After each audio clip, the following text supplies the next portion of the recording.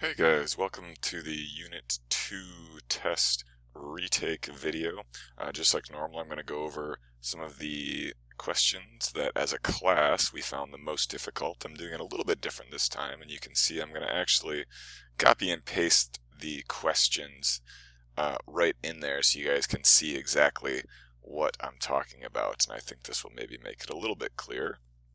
And so the first question I have down here is you want to determine the concentration of a solid solute dissolved in a specified volume of a liquid solvent. Which of the following would be the best to use? And then we get some choices. And so when we think about this, you kind of have to think about this carefully, because I think you guys should be thinking either molarity or molality, right? It's talking about the concentration, and those are really the two that we worked with. And so let's think of this here. We know molarity equals moles of solute over liters of solvent, right? And generally when we're doing this, the moles, that'll be like NaCl, like salt or something, will be a solid, and then liters is, remember, that's obviously volume, and so it's normally a liquid. The solvent is normally a liquid. Okay, then the other choice, and this actually was not even a choice, but one you should be thinking of, is molality equals moles of solute over kilograms of solvent. And like I said, molality, this one down here, was not even a choice on the test. Molarity was, and then you had mole fraction, mass percent, and volume percent were your other choices. And a lot of people said that it was volume percent. A lot of people thought it was this answer, volume percent. And I think we got a little bit confused there because it says a specified volume of the liquid solvent. However, it's saying the solid solute, and we don't generally measure solids in volume. And so if we had a solid solute, like if we had a piece of NaCl, a piece of salt, right, we could use it, we could weigh it, we could get its mass, and then we could convert it into moles, and then we already have the volume, and so moles, we would get moles per liter, and so molarity is what would be the best to use when you have a solid solute, like a piece of NaCl, right? And we did lots of problems like this when we're solving for molarity. We'd put it on a scale or something. Right, there's our scale. We'd get a mass for it in grams, and then we can convert grams to moles like we've done many times, and then like I just said, we have moles per liter and molarity. So it would be molarity is the best way to would be the best to use for that problem, and not volume percent. Okay, so the next question, you can see I've just expanded it. I've just copied and pasted it down here. Is which of the following will dissolve most quickly? And then it was talking about, we had choices of different types of sugar. There was ultra fine sugar, sugar cubes, table sugar, and then coarse sugar.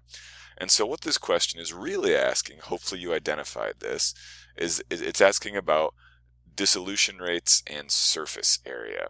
And so we should remember that as if we increase SA, surface area, we increase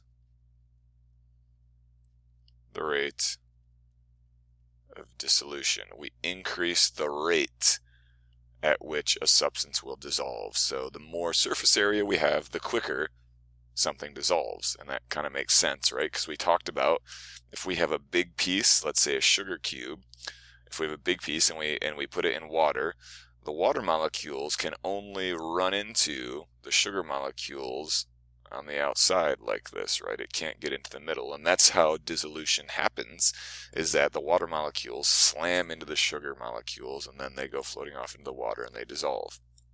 As opposed to if we have really fine, really small pieces of sugar,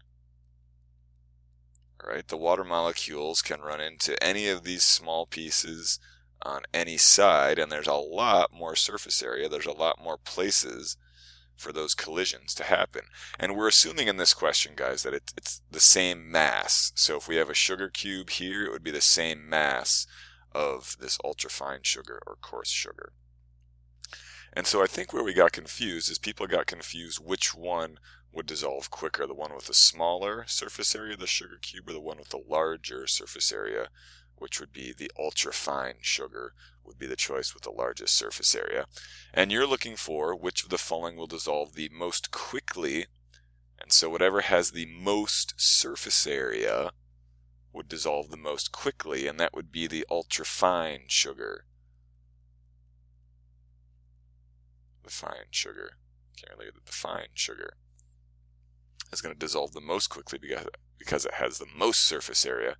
And actually the sugar cubes would dissolve the slowest because it has the smallest amount of surface area. Okay, this next question that I just put up here, water vapor in the Earth's air is an example of a solution. What type of solution would this be? I think people just didn't, they thought they knew the answer real quick and we just didn't really think about it that much. And that sometimes happens, so make sure you're thinking really closely about all these questions before you answer. So we had these questions, and then the choices were gas in a gas, gas in a liquid, liquid in a liquid, or liquid in a gas. And so we just need to think about what phase water vapor and Earth's air is in. And water vapor, the confusing part, I think, is that some people thought water vapor was a liquid, and it's not. Remember, liquid water is a liquid. Water vapor just means steam, right? And so if you boil your pot of water, here, you have water, liquid water down here, and then as you boil it, the steam rises, and that's obviously not liquid anymore, that's gas. So we have gas, water vapor, in Earth's air. That's also a gas, right? Water vapor's a gas. Earth's air, we know that's a gas. Everyone understood that, I think. And so what type of solution is it? Well, it's a gas in a gas. We have two gases and they mix together, and so we have a gas in a gas. Okay guys, for this next question, I've put a couple of diagrams up here, and these should hopefully look familiar too. The question was, you have two liquids, that's key here, you have two liquids in solution, and the solutions have different boiling points. So which of the following would be the best methods to separate them? And then you get a few different methods there. You get distillation, fractionation, filtration, and osmosis. And for the most part, people knew that it was distillation or fractionation. And they're very similar. They both use boiling points to separate out their substances. However, distillation, you can see, is generally used when you only have two liquids in solution with different boiling points. Distillation is more effective. When there's lots of compounds with different boiling points, then fractionation is more effective, or that's what we call fractionation. So notice here we have heated crude oil. Crude oil has lots of different substances in it. It's not just two. Look at all these. There's gasoline, there's naphtha, kerosene, diesel oil, fuel oil. There's kind of the resolute stuff at the bottom, and there's more than this. This is just a simplified version. So heated crude oil has lots of different substances in it. And so that's when we use fractionation, when we need to separate out lots of different substances. When we only have two, or maybe two or three solutions with different boiling points, and generally we use it for two, we do something called distillation, and that's basically, a common one is ethanol in water. Ethanol has a much lower boiling point than water, and so if water boils right at 100 degrees Celsius, and I think ethanol, maybe let's just say, is 55 degrees Celsius, then we could heat this solution of water and ethanol to maybe 60 degrees Celsius. And so the ethanol would boil off, it would change to a gas, it would go down here, and then it would drip in this flask, and we'd have the water left over here, right? So if we have two liquids, we're gonna do distillation, And if we have a substance like crude oil that has lots of different compounds, then we do something called fractionation. And so distillation is the answer to that question. Distillation. And going along with that question, guys, I just put up one more here that goes along with the question we just did. Is the process of fractionation is based on which of the following components of the solution? And then you get the choices of freezing points, boiling points, concentrations, and molarities. And kind of what we just talked about here, right? Fractionation is based on different boiling points, right? You can see down here it starts out the bottom where the heat is about 350 degrees Celsius. The top is not very warm. It's 25 degrees Celsius. And so the different boiling points of these substances that are in crude oil cause them to go, it's floating up as a gas here, and then when it cools down, it condenses into a liquid, it falls here, and then the liquid collects and it runs out. And so then if, kerosene keeps going up, and then at this temperature, kerosene will turn into a liquid and go out. And then up here, naphtha turns into a liquid and goes out. And then finally, all the way at the top, gasoline finally condenses, turns into a liquid, goes out the pipe here. So fractionation is based on boiling points. Unless quite a few of you put concentrations. It's not based on concentrations. It's based on BP, boiling points of the different substances in oil.